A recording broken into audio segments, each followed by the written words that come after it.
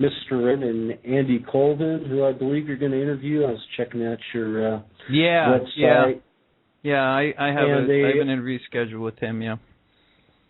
And a number of other researchers. So we just finished filming. It's about a month ago. So I think this will. I worked kind of as the producer of the movie, and it's being directed by an Australian guy named Sam Fielder, and he's back in Australia now, taking the 30 hours of film we shot and trying to boil that down into a 90-minute film. The working title, I think, right now is Parafornia. Ah, that's a great name. I like it. I like it and very so, much. Yeah, it's. It's all.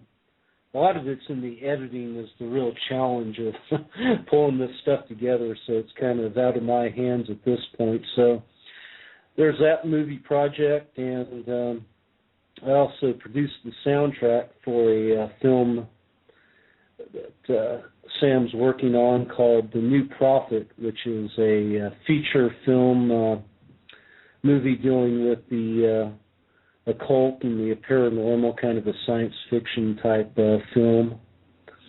And so, yeah, I got a lot of things going on these days. I think within... Go ahead. Probably within the next year and a half, you'll see different books coming out. Good. With my name on. Well, good. I'm glad to hear it. I enjoy your work, so I look forward to seeing anything new you have coming out. And you also not too long ago came out with a CD, Transmissions from a Dying Planet. Yes. Could you talk about that a little bit, maybe? Tell us how that came together. That is basically the soundtrack to the New Prophet movie that I was talking about, this sci-fi thing. And you can, if you go on to YouTube, if you put in The New Prophet and Sam Fielder, you can come up with a couple of trailers. The disclaimer there is that he hasn't put my music to the film yet, so... So I can't listen to your music when I look at the trailers. Right. Basically, that's what it boils down to.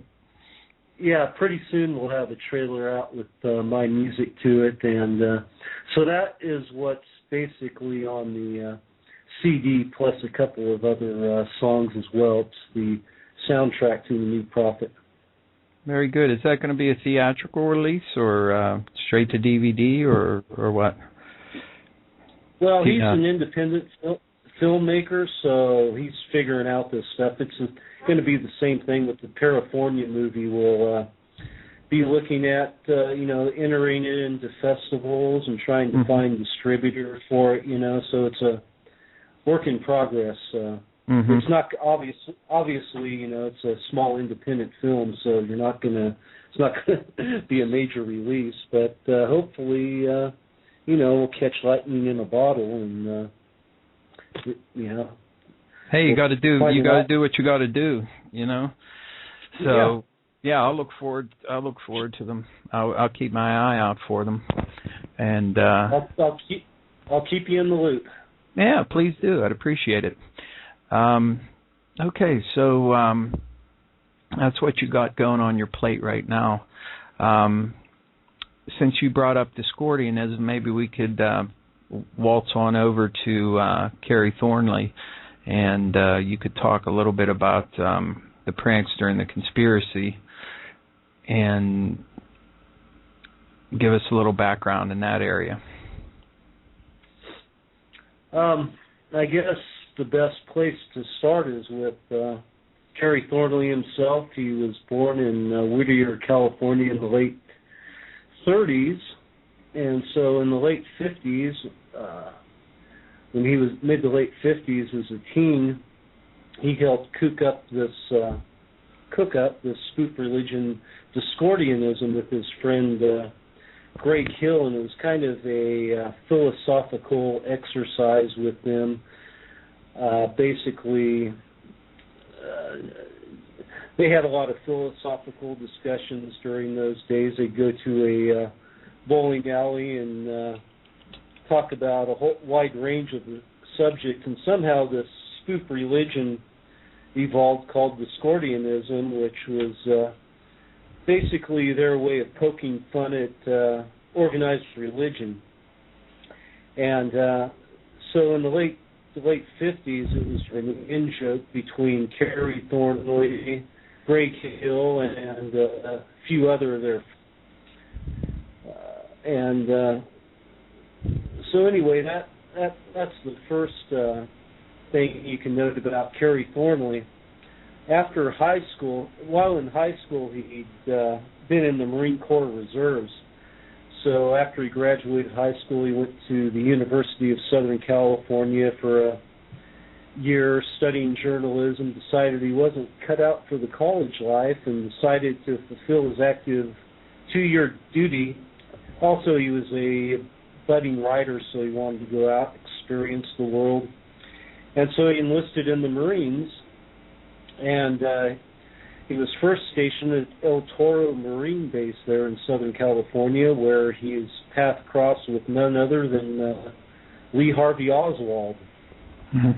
Oswald at that time had just returned from overseas duty. He was in Atsugi Air Base in Japan, where he was a radar technician.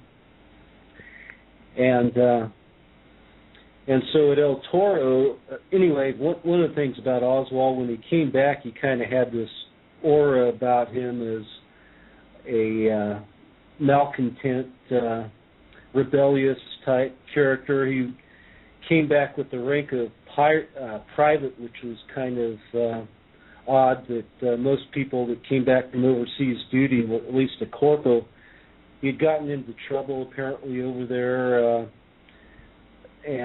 Anyway, came back with this cloud hanging over his head, and he and Thornley, over a 3-month period, became friends there, and they had a lot of conversations about politics and philosophy, and Thornley found Oswald a pretty interesting character. So after that 3-month period, Thornley was shipped overseas to Atsugi Air Base in Japan, where Oswald had formerly been, and he started writing a book about a work of fiction, a novel during that period called Idle Warriors, which was about basically serving in the military services during the Cold War period and the general melees that these idle warriors experienced. It was kind of an odd period. And so the main character of that book was a Marine named Johnny Shelburne, who was based on Thornley and a bunch of other Marines he had known, including Lee Harvey Oswald. So during the period Thornley was over in Japan, Oswald defected, and at that point the focus shifted in Idle Warriors, and Oswald, the character of Johnny Shelburne, became primarily based on Lee Harvey Oswald. So that was kind of the first oddity, or another oddity regarding Thornley's life, that he was writing a book about Lee Harvey Oswald 3 years before the Kennedy assassination. Yeah, like who ever heard of Lee Harvey Oswald prior to the Kennedy assassination, and here he was, not only stationed in the same place with him, becoming friends with him, and writing a book, ostensibly with him as the main character of the book. It's a pretty bizarre story, just right up to that point, but it even gets stranger, does it not? It continues to get stranger, and God, this given the background, we could take the rest of the show, but maybe some highlights. Yes. Thornley ended up at Atsugi as a radar technician. just I think as maybe we Oswald should take a moment to mention that Atsugi was one of the bases where they flew the U-2 spy plane out of. Is that not correct? That is correct, and during the period Oswald was there, it was the same period that Gary Francis Powers was flying missions out of Atsugi, and Powers was the guy, remember, who got shot down over Soviet territory, and Powers claimed, he's taken by the Russians and later released, but he claimed it was because Oswald had, shared secrets with the Soviets after he defected was the reason that he got shot down. And, as I looked into this story, Thornley later claimed that he suspected he'd been a mind control victim and that Oswald had been a mind control victim, and that even Thornley suspected that he had been a second in line patsy if the Oswald frame up hadn't worked out. At Atsugi, it later came out, and this was an article in Rolling Stone magazine, I think in the late 70s or 80s, that they had an MK Ultra program going there. And that also a guy named E. Howard Hunt, a famous intelligence agency spook, had served at Atsugi during the same time period that Oswald and Kerry Thornley had been there. I never heard that one before. Yeah, I believe I got into that in the book. I mean, there's a lot of details in the book.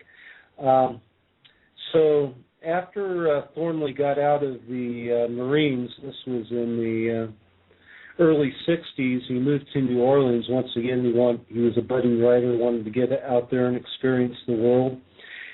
And he met some interesting characters there in New Orleans, and one of them had the name of Gary Kirsten.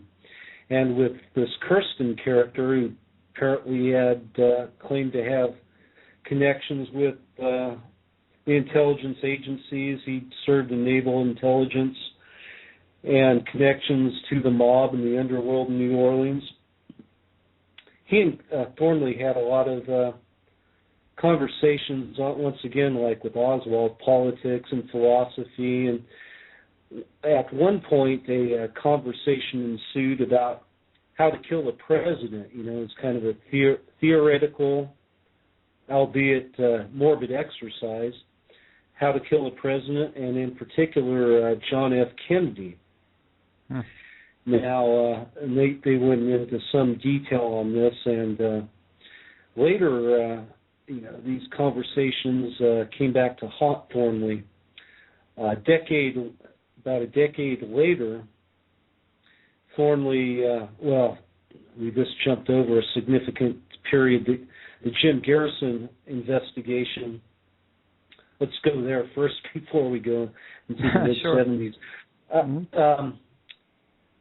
So that was in the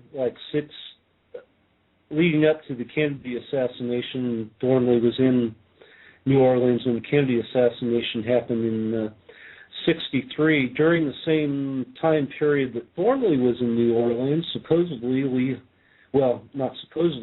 Harvey Oswald was also in New Orleans, and Thornley claimed that they had no contact during that period.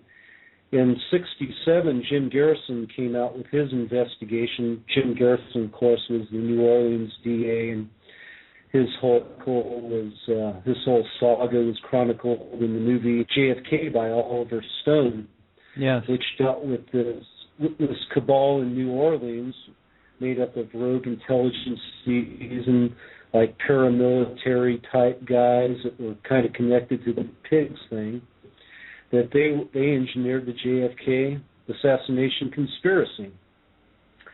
And so, Garrison contended, and Garrison was on the right track, that Oswald had been part of this bunch or been manipulated by Guy Bannister and Clay Shaw and this whole bunch of rogue intelligence agents that were involved in engineering the JFK assassination. Mm-hmm. So Garrison began his investigation and indicted the likes of Clay Shawnee, also